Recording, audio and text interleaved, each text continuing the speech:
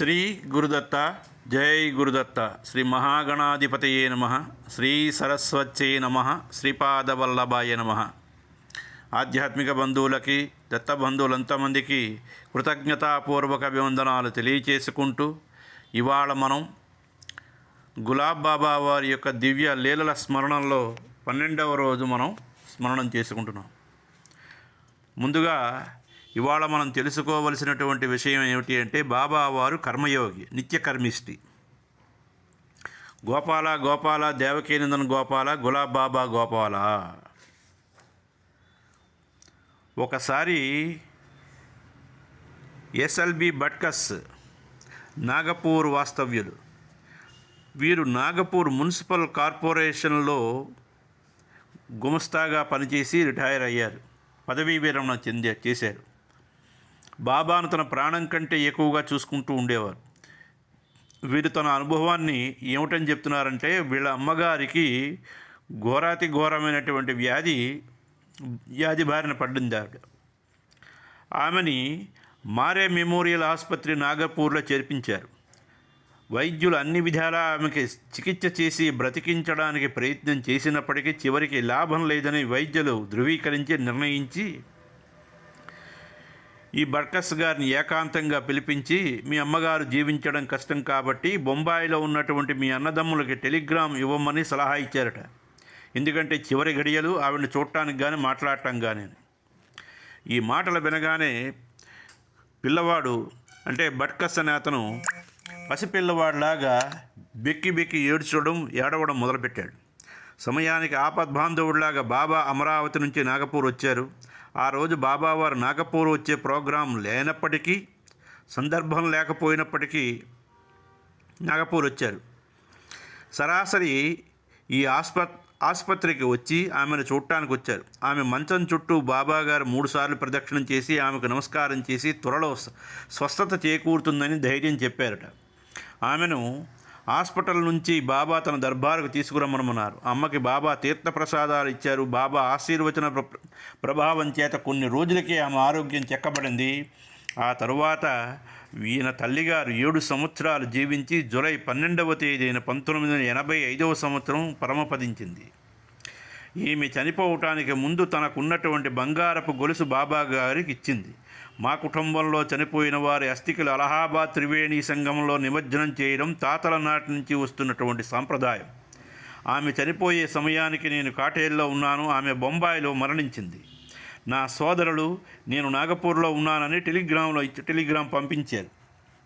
వెంటనే నా కుమారుడు కూడా నాయనమ్మ చనిపోయింది అని కూడా సందేశాన్ని పంపించారు.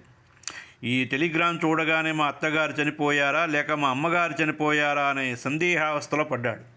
ఎందుకంటే అప్పట్లో ఈయన అత్తగారు కూడా ప్రాణాపాయ స్థితిలో ఉన్నారు. ఈ విషయం బాబాకు చెబితే మీ అమ్మగారే మరణించారు అని ధృవీకరించారు. వెంటనే బొంబాయి వెళ్ళమని బాబాగారు చెప్పడం, ఆమె అస్థికలని కచేరీ నదిలో కలపమని బాబాగారు చెప్పారు. ఆమె అస్థికలను కచేరీ నదిలో నిమజ్జనం చేయడానికి కుటుంబ సభ్యులు ఒప్పుకుంటారో లేదో అని సందేహిస్తూ బాబా మాటలని వాళ్ళ సోదరులు అంతమందికి చెప్పారు. అందరూ సంతోషంతో అంగీకరించి తల్లి తాలూకు అస్థికలని కచేరీ నదిలో శాస్త్రోక్తంగా సాంప్రదాయబద్ధంగా నిమజ్జనం చేయడం జరిగింది. ఇలాగే ఒకసారి సర్పం పాము కాటుకి గురైనటువంటి వ్యక్తిని ఎలా కాపాడారు అన్న విషయం తెలుసుకుందాం. ఒకరోజు ఒక భక్తుడిని పాము కరిస్తే అతనికి ప్రాణం పోయే పరిస్థితి ఏర్పడితే వెంటనే అతని బంధువులు కూడా తీసుకొచ్చారు. ఎవరి దగ్గరికి? గులాబ్ బాబా వారి దగ్గరికి. పాము ఈ విషయాన్ని గరళకంఠుడిలాగా పీల్చి మింగి ఆ భక్తుడికి మృత్యుదేవత కోరల బారి నుండి రక్షించారు గులాబ్ బాబా వారు. ప్రపంచ ప్రసిద్ధి చెందినటువంటి గాయకురాలు లతా మంగేష్కర్. గులాబ్ బాబా వారు 1980వ సంవత్సరంలో సంత్ సితౌలి బాబా దర్బారుకు వచ్చారు. శ్రీమతి లతా మంగేష్కర్ గారి తల్లికి చాలా జబ్బు చేయడం వలన బొంబాయిలో ప్రసిద్ధమైనటువంటి వైద్యుల చేత చికిత్స చేయించి అప్పటికీ కూడా వైద్యులు చికిత్స అందించినప్పటికీ కూడా బతకడం కష్టమని వైద్యులు ధృవీకరిస్తే తిరిగి ఇంటికి తీసుకొచ్చారు. ఆమె అంతిమ శ్వాస పీలుస్తోంది. లతా మంగేష్కర్ గారి చెల్లెలు ఆశా భోన్స్లే తమ్ముడు హృదయనాథ్ మంగేష్కర్ బాబావారి దగ్గరికి వచ్చి తమ తల్లికి ప్రాణదానం చేయమని ప్రార్థిస్తే నాదబ్రహ్మైనటువంటి బాబా కళాకారులంటే ఎంతో వాత్సల్యం చూపిస్తారు. ఆయన 3/4/80వ తేదీన బాబా లతా మంగేష్కర్ గారి గృహానికి వచ్చి ఆమెపై దృష్టిని ప్రసరించి ఆశీర్వచనాలు వర్షింపజేసి ఆమెకు స్వస్థత చేకూర్చారు. అప్పటి నుంచి లతా మంగేష్కర్ కుటుంబ సభ్యులంతా బాబా గారికి శరణాగతులై భక్తులయ్యారు. ఈ ఆనంద ఉత్సవాన్ని పురస్కరించుకుని లతా మంగేష్కర్ గారు తమ్ముడు, చెల్లెలు తమ సంగీత కళాపాఠవాన్ని ప్రదర్శించి బాబా అభిమానాన్ని పొందారు.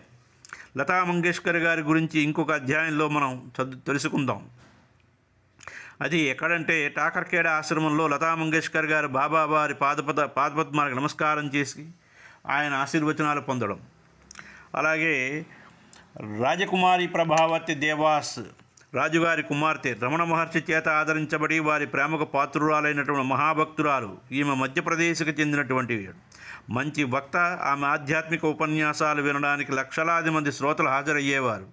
బాబా మహావతార పురుషుడని విని 1967వ సంవత్సరంలో బాబాని ప్రప్రథమంగా కాటేల్లో దర్శించి అనేకసార్లు బాబాతో కలిసి అనేక ప్రాంతాలు దర్శించింది. అంతటి రాజకుమార్తె అయినటువంటి అయినా విశ్రాంతి లేకుండా కొన్ని నెలల పర్యంతం ఎద్దుల బండి మీద గ్రామాలు ప్రయాణం చేస్తూ బాబావారి తాలూకా మహిమలు విని గొప్ప మహిమాన్వితుడని ప్రచారం చేస్తూ ఉపన్యాసాలు ఇవ్వడం ప్రారంభించింది.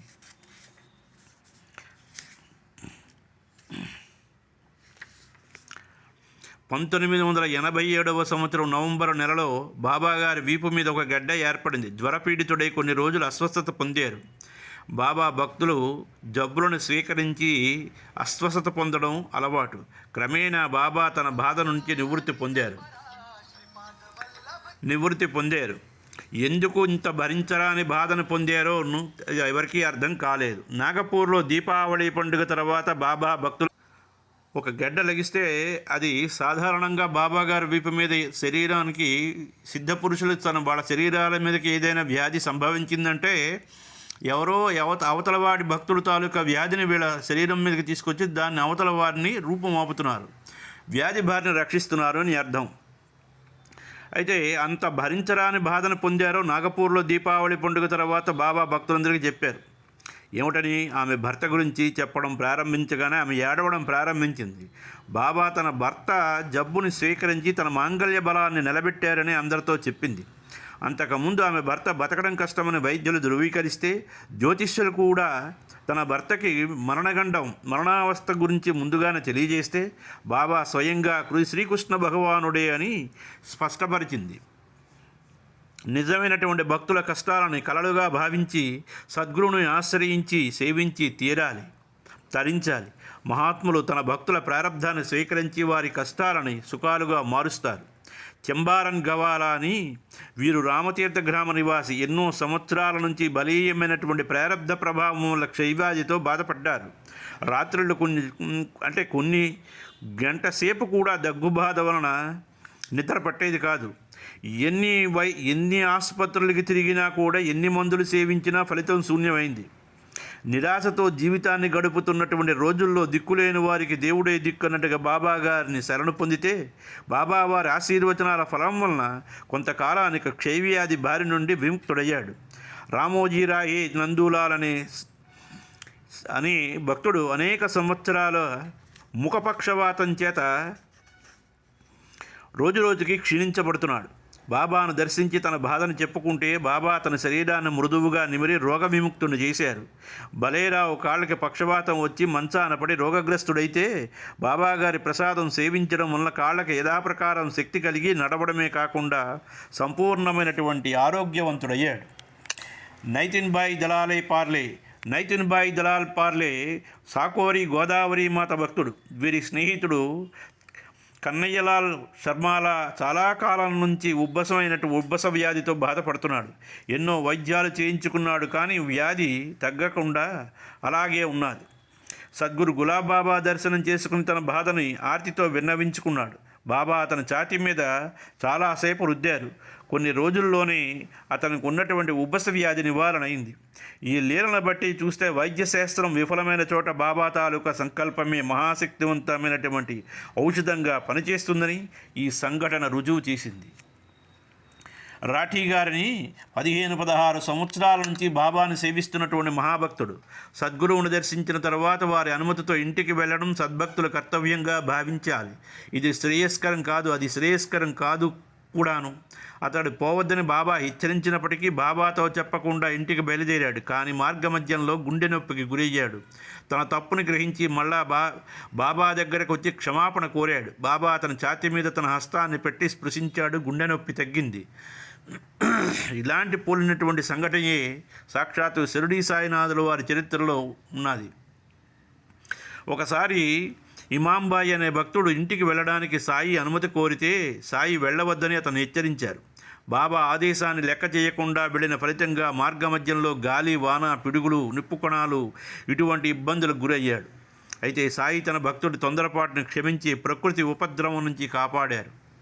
గులాబాబా వారి చరిత్రలో వచ్చినటువంటి సంఘటనలు, లీలలను పోల్చి చూస్తే షిరిడీ సాయినాథులు, తాజుద్దీన్ బాబా గారు, గజాన్ బాబా వారి చరిత్రలో జరిగినటువంటి సంఘటనలు, లీలలకి చాలా దగ్గర పోలికలు ఉంటాయని మనం గ్రహించుకోవాలి.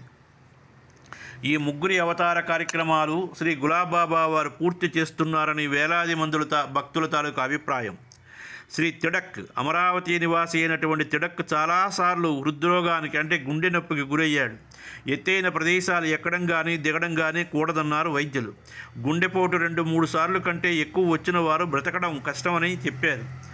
అయితే ఈ గుండె నిపుణులు, హృద్రోగ నిపుణులు చాలా సంవత్సరాల నుంచి ఈ విషయాన్ని మనోవ్యాధిగా పెట్టుకుని చాలా చిక్కిపోయారు. చాలా భక్తులు అవడం చేత తన బాధని బాబాగారితో చెప్పాలని తలంచారు. గిరినార్ ప్రాంతానికి వెళ్ళారని తెలుసుకుని గిరినార్ పోయి బాబాగారికి తన కష్టాన్ని చెప్పుకున్నాడు. అప్పుడు దైవ దర్శనం చేసుకోవడానికి గిరినార్ కొండ ఎక్కమని బాబా అతనితో చెప్పారు. శ్రీ తిడక్కు వైద్యులు చెప్పిన మాటలు గుర్తుకొచ్చి ఎక్కటానికి సందేహిస్తూ బాబా ఆదేశాన్ని కాదనలేక గిరినార్ పర్వతాన్ని ఎక్కి అక్కడున్న దత్తాత్రేయ స్వామి వారిని దర్శించుకుని బాబాతో పాటు కిందకి దిగొచ్చాడు. అతనికి గుండెపోటు ఎట్టి పరిస్థితుల్లోనే మళ్ళీ తిరిగి రాలేదు. ఆనాటి నుంచి సంపూర్ణమైనటువంటి ఆరోగ్యవంతుడయ్యాడు. వైద్యుల రోగులకి నిషేధించినటువంటి పదార్థాలతోనే షిరిడీ సాయినాథుల వారు భక్తుల రోగాల నివారణ చేశారు. ఈ పద్ధతి దత్త సాంప్రదాయంలో ఉన్నది. అలాగే తిడక్ గారిని వైద్యులు ఎత్తైన ప్రదేశాలు ఎక్కడం దిగడం చేయకూడదని ఆదేశించినప్పటికీ గులాబ్ బాబా వారి ఆదేశమే శిరోధార్యం అని చెప్పి గిరినార్ పర్వతాన్ని ఎక్కి తిరిగి స్వామివారి దర్శనం చేసుకుని చక్కగా దిగొచ్చి చివరికి అతను జీవించి ఉన్నంత వరకు ఎట్టి పరిస్థితుల్లో తిరిగి ఆ గుండె నొప్పి రాలేదు. అలాగే శ్రీమతి ఇంద్రజిత్ గుజర్ గారు సంపన్న కుటుంబీకురాలు. అకస్మాత్తుగా ఒక్కసారి ఉన్నట్లుండి అతని కుమార్తె వనిత అనే పిల్ల జబ్బు పడి మాట్లాడే శక్తి కోల్పోయింది, మూగజీవి అయిపోయింది. అనేకమైనటువంటి పెద్ద పెద్ద వైద్య కళాశాలలకి చూపించారు, ఎన్నో ఆసుపత్రులకు చూపించారు, చికిత్సలు చేయించారు. ఆమె తల్లిదండ్రులు కానీ వారి ప్రయత్నాలన్నీ వృధా అయ్యాయి. ఈమెకు 2 సంవత్సరాల వరకు మాటలు రాకుండా పోయాయి. నాగపూర్లో మేయో హాస్పిటల్ వైద్యులు ఎంత ప్రయత్నించారు కానీ లాభం లేకపోయింది. మానవులైనటువంటి మనమే ఎన్ని ప్రయత్నాలు చేసినా భగవంతుడు తోడునీడగా ఉండి సహాయపడాలి కదా. వారు నిరాశాసాగరం మధ్యన కొట్టుమిట్టాడుతున్న సమయంలో ఒకరోజు ఆ అమ్మాయిని చూడటానికి బాబా భక్తుడు వారింటికి వచ్చాడు.